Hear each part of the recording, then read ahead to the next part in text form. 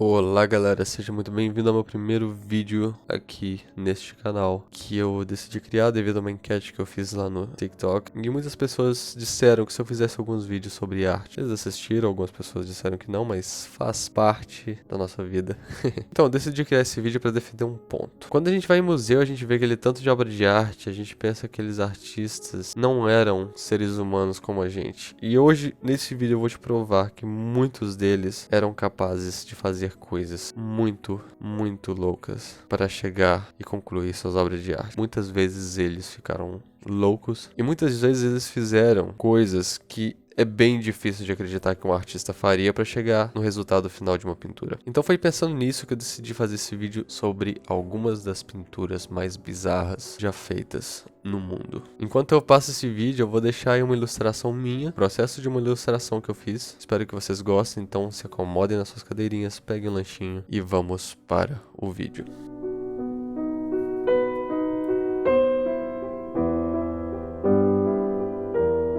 Antes de começar, eu queria que vocês ficassem até o final, porque a última que eu deixei foi uma especial, que eu acho que pra mim é a mais louca de todas. E deixando já essa observação, vamos para a primeira de todas. Eu vou partir da mais leve para a mais pesada, e a primeira de todas é a mais suave, que provavelmente você já viu, chama-se O Grito, de Edvard Munch. Nessa época era meio que moda que os artistas fizessem pinturas com o objetivo de mostrar suas habilidades. Foi uma época marcada pelo uso das técnicas bem avançadas e geralmente as pinturas dessa época, que é 1893, eram pinturas bem bonitas, bem agradáveis de se ver. Mas o que aconteceu foi que Edvard Munch, assim como alguns outros pintores da sua época, começaram a fazer obras de arte sem se importar muito com as técnicas e sem se importar muito com a beleza. Eles queriam mesmo era mostrar o sentimento que elas passavam. Com isso ele pintou O Grito, que foi inspirado em uma experiência que ele teve num momento do pôr do sol lá na Noruega. A pintura foi inspiração de algo que ele escreveu num diário, que ele escreveu bem assim: eu estava andando pela estrada com dois amigos quando o sol se pôs. De repente o céu ficou vermelho como sangue. Parei e me inclinei contra a cerca, me sentindo extremamente cansado. Línguas de fogo e sangue se estendiam sobre o fiord preto e azulado.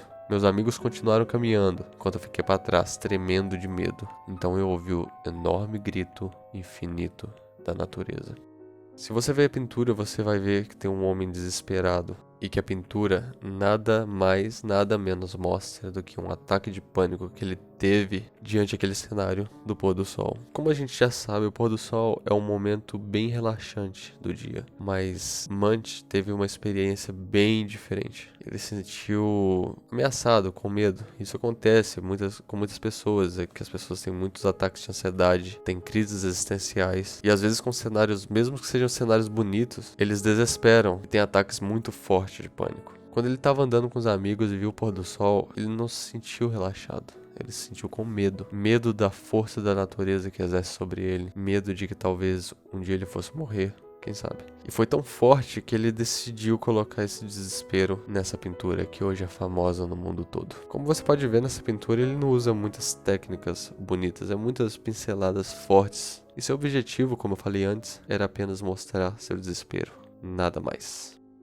A segunda pintura é uma pintura bem bizarra, feita por um pintor espanhol chamado Salvador Dalí, e se chama A Face da Guerra. A pintura foi feita em 1942, durante o período da Segunda Guerra Mundial. Salvador Dalí é conhecido por suas pinturas surrealistas, ou seja, sua pintura você vê um tanto de coisa louca sem entender nada do que está acontecendo. Não respeita a física, não respeita a gravidade, coisas flutuando, bichos em formatos diferentes. Esse estilo é conhecido como surrealismo e Salvador Dalí foi um cara que soube fazer muito bem esse tipo de pintura. Salvador Dalí era espanhol, só que durante a Segunda Guerra Mundial ele foi para Califórnia, nos Estados Unidos, e durante essa época vários artistas decidiram mostrar seu repúdio à guerra, porque guerra de fato não é uma coisa muito agradável. E através de sua obra de arte, A Face da Guerra, Salvador Dalí mostra um grande rosto com um semblante de sofrimento e seus olhos e bocas com uma versão menor da imagem grande. Além disso, a imagem mostra várias serpentes que se enrolam nesse rosto, todas em posição de ataque. Nada amigável. Como o próprio nome já diz, Salvador Dalí quis ilustrar a guerra como se ela tivesse mesmo um rosto, sendo feia, desesperadora, Uma coisa bem interessante nessa imagem é que o artista ele não assinou a pintura. E ao invés disso, ele decidiu colocar a impressão da sua própria mão no canto da tela. A imagem passa uma sensação de angústia, de sofrimento, de um rosto que olha diretamente para nós, como se estivesse totalmente perdido e desamparado, praticamente suplicando por algum tipo de ajuda. Para mim, Face da Guerra é uma pintura bem bizarra, porque a guerra, ela de fato não tem um rosto. Mas Salvador Dalí pensou, e se ela tivesse, ela teria que ser desse jeito. E o sentimento que ela mais passa é sofrimento. Tá bom, agora é aqui que as coisas começam a ficar estranhas de verdade, eu prometo. A próxima pintura que eu vou mostrar, ela fica um pouquinho mais pesada. Ela se chama Saturno Devorando um Filho, de um artista chamado Francisco de Goya. Essa pintura foi feita em 1819. Uma coisa sobre pintura, gente, é que quando os artistas fazem essas pinturas, muitas vezes elas não parecem tão assustadoras, mas quando você escuta a história por trás delas, elas ficam muito, muito assustadoras. E esse é o caso de Saturno Devorando um Filho. Francisco de Goya era um artista espanhol que ele tinha uma técnica muito incrível para fazer pinturas. Ele era muito talentoso. E durante a sua vida, a maioria das suas pinturas retratava cenários alegres e geralmente era bem colorida e bem confortável de ver, para falar a verdade. Porém, no final de sua vida, Goya ficou um pouco insano. Ele começou a entrar num estado de insanidade que parece que toda a alegria que ele demonstrava em suas pinturas anteriores foi ficando extinta. Então, durante a sua velhice, Goya produziu uma série de pinturas que foi chamada de black paintings, ou pinturas negras ou pinturas obscuras. E essas black paintings eram formadas por um conjunto de 14 pinturas. E essa pintura, Saturno Devorando um Filho, era uma delas. Essa pintura mostra o deus Cronos, que era chamado de Saturno pelos romanos, devorando um filho em um ato de canibalismo. O mais bizarro sobre essa obra é o fato de que Goya nunca quis mostrá-la a ninguém. As pinturas negras foram penduradas ao redor da sua própria casa. Essa casa chamava Quinta del Sordo. Ficava na Espanha. Só depois que ele morreu e que essa casa foi vendida, é que eles acharam essas pinturas, porque nunca foi mostrada pra ninguém. E elas ficavam espalhadas em vários lugares da casa. E essa, que mostra a imagem de um monstro de olhos esbugalhados, devorando seu filho já sem cabeça, ela ficava na sala de jantar. Ou seja, é um lugar que você se alimenta, você assenta pra comer e tem que ficar encarando um monstro canibal devorando seu próprio filho. Então deixa aqui no comentário se você colocaria essa imagem na sua sala de jantar. A próxima pintura ela não tem muito a ver com insanidade. Ela se chama A Balsa de Medusa, de Theodore Géricault. Ela foi feita mais ou menos na época da pintura anterior, foi 1818 e 1819. A pintura ficou bem famosa e virou um exemplo de pintura aqui da Europa Ocidental. Se até que a gente mostrou crítica e insanidade dos pintores, a Balsa de Medusa foi pintada para ilustrar um acontecimento real sobre um naufrágio de um navio francês chamado Medusa. Esse naufrágio aconteceu em 1816, ou seja, 2 anos antes dessa pintura começar a ser feita. Esse navio ia da França até o Senegal, lá na África Ocidental. O navio afundou perto da costa de Mauritânia, que fica para cima de Senegal. E das várias pessoas que estavam nesse navio, sobraram apenas 150. Esses 150 resolveram construir uma balsa com alguns pedaços do navio Medusa, porque não existia um barco salva-vidas o suficiente para todo mundo. E durante 12 dias, essas pessoas ficaram no mar, navegando. Algumas na balsa, algumas nos barcos.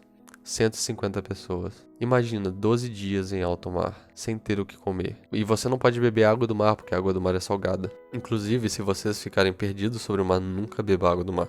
Espero que vocês não fiquem. Só deixando aqui claro. Então, durante 12 dias, as pessoas foram morrendo. E é um pouco pesado porque as pessoas que morriam acabaram por ser o único alimento das outras pessoas que sobravam. Então, os que não morreram foram obrigados a comer os corpos dos que faleceram. Caso contrário, eles também iam morrer de fome. Sim, isso é bem pesado de ouvir porque muitas pessoas pensam que, nossa, eu nunca comeria o corpo de uma pessoa, mas a gente tem que pensar que aquelas pessoas estavam em uma situação de desespero e era isso ou morrer. Deve ser bem traumatizante. No dia do resgate, foram salvos apenas 15 dos 150 sobreviventes do naufrágio. Essa história inspirou o pintor Géricault a fazer um quadro. Ele sabia que seria um quadro extremamente trágico e mórbido. Pessoas em cima de uma balsa, algumas vivas e algumas mortas, e algumas prestes a morrer. Por conta disso, ele achou que deveria estudar a anatomia do corpo humano em momentos de morte, quase morte, ou até mesmo corpos em decomposição. Lembrando que nessa época, os artistas tinham que pegar referências através de observações do mundo real. Não tinha internet naquela época. As pessoas que queriam fazer alguma pintura tinham que ir para o lugar que eles queriam pintar, com todo o seu equipamento, ou pedir modelos que ficassem paradas horas para fazer suas pinturas. E com esse caso não seria diferente. Para fazer essa pintura, ele teve que fazer um estudo. E para fazer esse estudo, o pintor fez uma parceria com um hospital perto da sua casa para que ele pudesse pegar emprestado parte dos corpos de pessoas que haviam falecido. Por um bom tempo, ele levou para sua casa cabeças, braços e outras partes do corpo de pessoas que morreram de várias formas diferentes. E assim, Géricault realizou diversos estudos observando esses restos mortais de pessoas. Tudo para que sua imagem da balsa de Medusa fosse assustadoramente similar ao naufrágio e o sofrimento real das pessoas que estavam lá. Tem que ter muita dedicação. Antes de falar da última, eu queria agradecer por ter chegado até aqui e eu queria te pedir que deixasse um like, se inscrevesse no meu canal para eu saber que vocês gostaram. E se você tiver alguma sugestão de vídeos, deixa aqui no comentário para eu saber que eu vou ouvir de bom grado. E essa última, para mim, é a mais assustadora de todos, é a mais bizarra de todos, e eu deixei pro final de propósito. Esta se chama A Coração de Inês Castro, por Pierre Chailly Comte. A pintura foi feita em 1849. O pintor é francês, porém ele se inspirou numa história de uma mulher chamada Inês Castro, que foi também conhecida como a Rainha Cadáver de Portugal. Ela tinha esse nome porque ela foi coroada Rainha de Portugal depois de morrer. Basicamente, a Inês foi uma menina que nasceu em 1325, no reino de Galiza, que hoje é aquela parte que fica na Espanha, na parte norte de Portugal. Aos 15 anos de idade, ela foi enviada à corte do príncipe herdeiro Pedro para ser dama de companhia de sua esposa, Constanza de Castela. O príncipe Pedro, ele se apaixonou por Inês e eles começaram a ter um caso secreto. 5 anos depois que Inês chegou, Constanza, a esposa de Pedro, morreu a dar à luz a Fernando I, e com isso, Pedro pediu ao pai Afonso IV que pudesse se casar com Inês. Naquela época, as pessoas tinham que pedir autorização aos pais para casar, e nesse caso, Afonso IV era o rei. E, já que Inês não era nobre e não era ninguém importante para a realeza, o rei negou. Além de negar o casamento, o rei baniu Inês da corte. Seu objetivo era fazer com que os dois parassem de ter um caso, mas isso não impediu os dois de ficarem juntos. Inês e Pedro se mudaram para uma quinta perto de Coimbra, que depois foi chamada de Quinta das Lágrimas, e vocês vão ver por quê. Lá os dois tiveram 4 filhos, sendo que apenas 3 deles sobreviveram à infância. O rei, furioso com o filho e por questões políticas ligadas à Espanha, mandou matar Inês. Quando os assassinos chegaram à sua casa, Pedro não estava presente. Alguns dizem que Inês foi esfaqueada até a morte. Outros dizem que ela foi decapitada na frente dos filhos. E seu corpo foi enterrado no mosteiro de Santa Clara, que fica em Coimbra. 3 anos depois do assassinato de Inês, o rei Afonso IV morreu. E quando Pedro assumiu o trono e virou o rei legítimo de Portugal, ele decidiu se vingar. 2 dos 3 assassinos tiveram seus corações arrancados enquanto ele assistia. Pedro alegou que ele se casou com Inês secretamente, e por isso Inês foi considerada a rainha legítima de Portugal. Com isso, o rei Pedro ordenou que seu cadáver fosse desenterrado e que houvesse uma cerimônia de coroação. Com isso, todos os nobres foram obrigados a beijar a mão da Inês depois de morta. Sua mão estava gelada e em decomposição, em sinal de respeito à rainha. Posteriormente, o corpo de Inês foi levado ao mosteiro de Alcobaça, onde lá existe uma efígie em sua homenagem. É uma estátua em sua homenagem. O quadro do pintor francês Comte mostra uma rainha morta, em roupas reais e tendo sua mão beijada por um membro da corte. Enquanto ao fundo, o rei observa, mostrando que aquela situação mórbida foi totalmente ordenada em um gesto de vingança pela morte de sua amada. E é por conta disso que a coroação de Inês Castro, a rainha cadáver de Portugal, é para mim a pintura mais bizarra dessa lista. Como eu falei, os artistas de muito tempo eles pegavam suas inspirações em religiões, lendas e histórias para criar suas obras de arte. E a maioria dessas citadas aqui, elas têm alguma base mitológica, uma base religiosa. É por isso que essas obras de arte elas são tão cultuadas, porque elas têm muito a oferecer e a gente fica pensando muito nelas depois. E eu vou ficando por aqui, agradeço a todos por terem assistido até o final. Como eu disse, é o primeiro vídeo desse canal. Se vocês quiserem ver outras coisas similares, deixem aqui nos comentários. Um grande abraço e até a próxima.